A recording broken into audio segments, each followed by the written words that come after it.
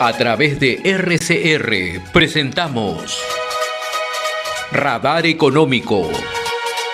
Gracias a el Instituto Peruano de Economía, IPE.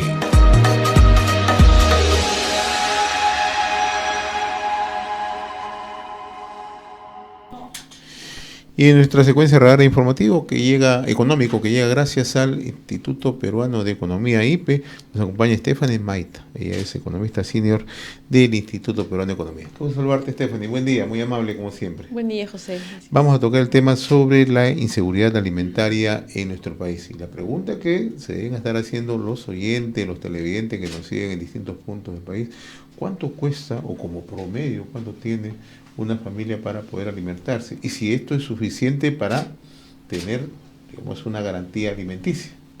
Bueno, según cifras del INEGI al 2023, a los hogares pobres les costaba más o menos 22 soles en promedio alimentar una familia de 4 personas. No, este promedio a nivel nacional. En algunas regiones puede ser un poco más, en otras menos. En Ica, por ejemplo, este costo puede ser 30 soles incluso, pero en otras puede ser algo menos, como en Cajamarca, que es alrededor de 18 soles. A pesar de ello, este gasto es insuficiente para que la alimentación de las familias vulnerables cubra los requerimientos calóricos necesarios para tener una vida saludable y una vida normal, plena, digamos. Con este gasto no cubre las exigencias nutricionales.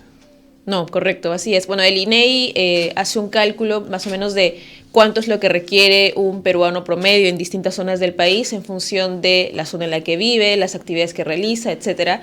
Y a partir de ello se estimó el propio INEGI que este gasto que te mencionaba, si bien ayuda, digamos, a alimentar a este grupo de personas, 4 miembros por familia más o menos, no es suficiente para cubrir estos requerimientos, con lo cual las personas que no logran hacerlo no tienen una vida plena y van a presentar seguramente en algún punto de su vida algún problema de salud, entre otros.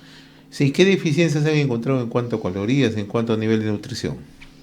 Bueno, en realidad este problema de déficit calórico ha venido incrementando desde la pandemia, en particular con los choques que hemos tenido, la pandemia del COVID-19, el retroceso de la economía, la pérdida de empleos, entre otros. Y ha llegado a niveles no vistos, digamos, en algunos casos, desde hace más de 15, 20 años. Por ejemplo, hay un índice que es el índice global de hambre, en el que se evalúa la situación del hambre en distintos países a nivel mundial, y Perú ha deteriorado su posición en este índice. Al 2024 se encuentra en el puesto 38 de 127 países, y eso está es una situación mucho peor a la de otros países de la región, como por ejemplo México, Chile, Brasil, ¿no? Y lo más importante de esto es que, digamos, que no solamente se refleja el deterioro en el promedio nacional, sino que también hay diferencias marcadas dentro de las regiones. Hay 20 regiones del país que se encuentran en un nivel de hambre, digamos, peor a lo registrado el 2019. Y dentro de estas 20 hay 8 que están peor incluso que hace 14 años, es decir, el 2010. Hablamos de regiones como, por ejemplo, Ucayali, Apurímac, Junín, entre otras. ¿Y Lima cómo se ubica? El caso de Lima es un poco distinto. También ha reflejado, digamos, un deterioro importante en las condiciones de alimentación, particularmente porque se observó una dinámica un poco distinta de la pobreza en esta región, ¿no? Como sabemos, desde 2019 la pobreza ha alcanzado alrededor del 30% al 2024, pero esta dinámica ha sido distinta en Lima. El incremento de la pobreza se ha dado principalmente por el lado de la pobreza urbana, y eso ha tenido un impacto más significativo en la alimentación de las personas en condición de pobreza en Lima. ¿Eso qué significa, Stephanie? ¿Que un sector de población de Lima vive en inseguridad alimentaria? Correcto. De hecho, según el INEGI, al segundo trimestre del 2024, más o menos un 39% de la población en Lima presenta déficit calórico, ¿no? Y esta cifra es como 10 puntos porcentuales más de lo que observábamos en promedio hace una década. Y esto claramente está asociado al incremento de la pobreza, a la reducción del empleo, entre otros. Interesante lo que mencionas en la parte final. ¿Cómo está asociado el tema de la seguridad alimenticia con el tema de pobreza y cómo nos ha impactado en los últimos años, porque hasta hace una década teníamos cifras que permitían atenuar, mitigar cifras de pobreza y pobreza extrema. ¿Hoy cómo estamos? Correcto. Bueno, existe una relación directa entre crecimiento económico y reducción de la pobreza o también la desnutrición o incluso reducción del hambre en este caso, ¿no? Hace más o menos unos 10 años, es decir, antes del 2014, entre el 2009 y el 2014, el país crecía alrededor de 6% por año. Con ello hemos logrado grandes avances en la reducción tanto de la pobreza como de el hambre, la desnutrición, por ejemplo. Se reducían más o menos a un ritmo de 2 puntos porcentuales por año, más o menos. Pero con los shocks que hemos enfrentado a raíz de la pandemia y en general la desaceleración económica desde entonces, el PBI, el crecimiento del país, se ha reducido a menos de 1 punto por año, ¿no? Y con esto hemos visto que en este periodo la pobreza ha incrementado en 0.2 puntos porcentuales y si mantenemos un ritmo de crecimiento tan bajo, seguramente va a ser difícil, aún más difícil, reducir esos números o incluso podrían aumentar dependiendo de la dinámica que siga más o menos el país, ¿no? Dicho de otra manera, si es que crecemos a un promedio de 3% o 3 puntos, como se estima el 2024, resulta insuficiente. Correcto. 3% del PBI o crecimiento de 3% del PBI es realmente insuficiente para hacer frente a estas problemáticas, ¿no? El país necesita con urgencia retomar una senda de crecimiento más acelerada, como lo venía experimentando en las décadas previas, para lo cual necesita también una mayor participación del sector privado, una mayor inversión privada a fin de mejorar estos indicadores sociales. Yo quiero incidir un poco en lo que mencionas, ¿no? Hemos tenido un descenso en nuestro crecimiento en los últimos años bastante marcado.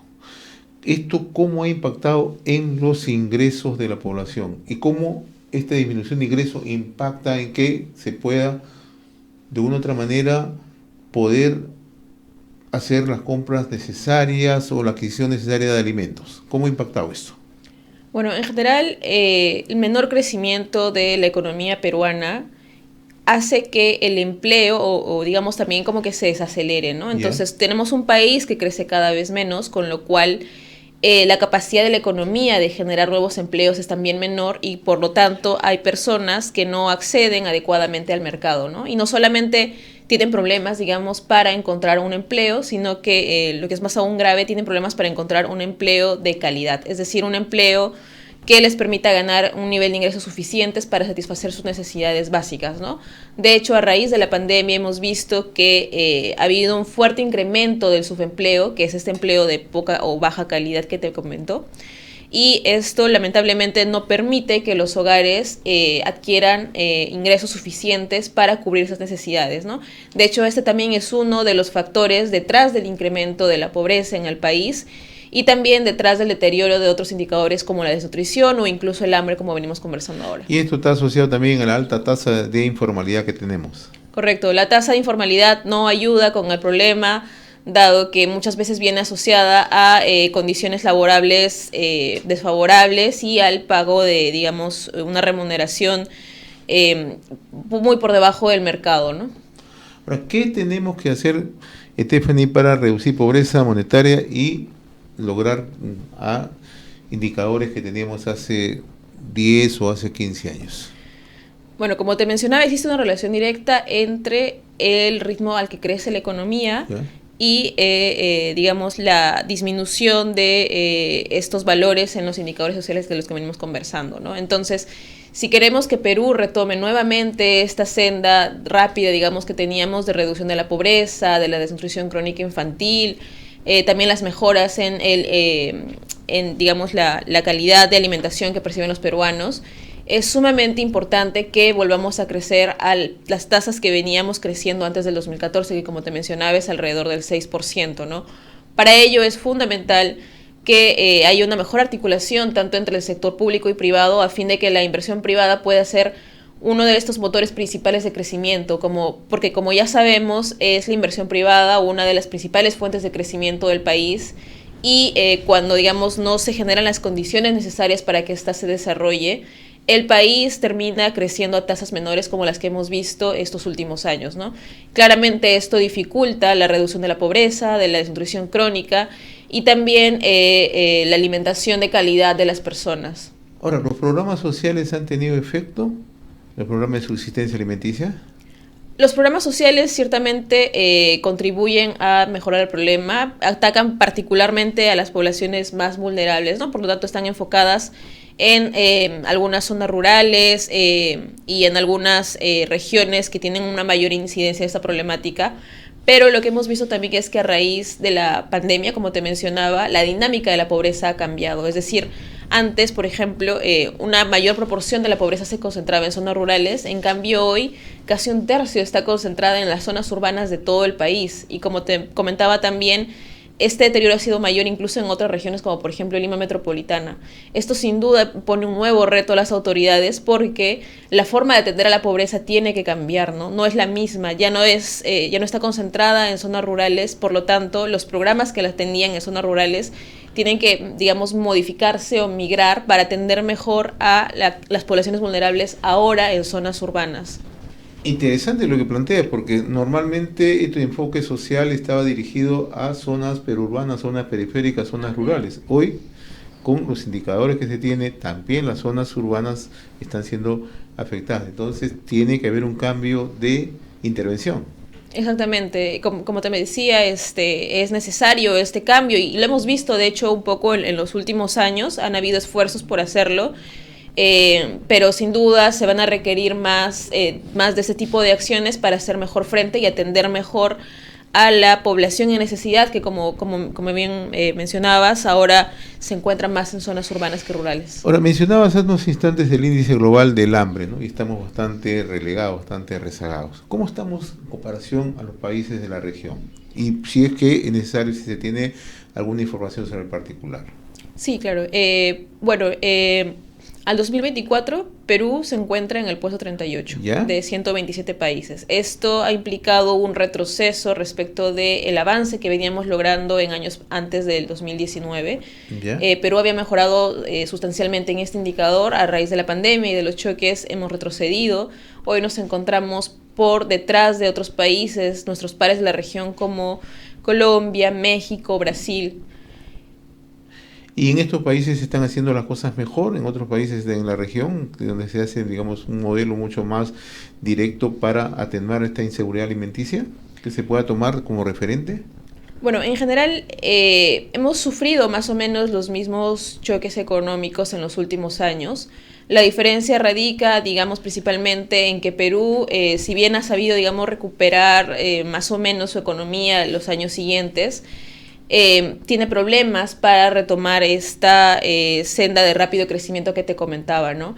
En otros países la dinámica ha sido un poco distinta, seguramente tienen programas de atención un poco distintos también a los de Perú, lo que ha hecho que, en final de cuentas, bueno, además del retroceso que también han experimentado estas regiones, el de Perú ha sido mayor, ¿no? Entonces es lo que ha retrocedido, o lo que ha hecho retroceder más a nuestro país frente a estos otros.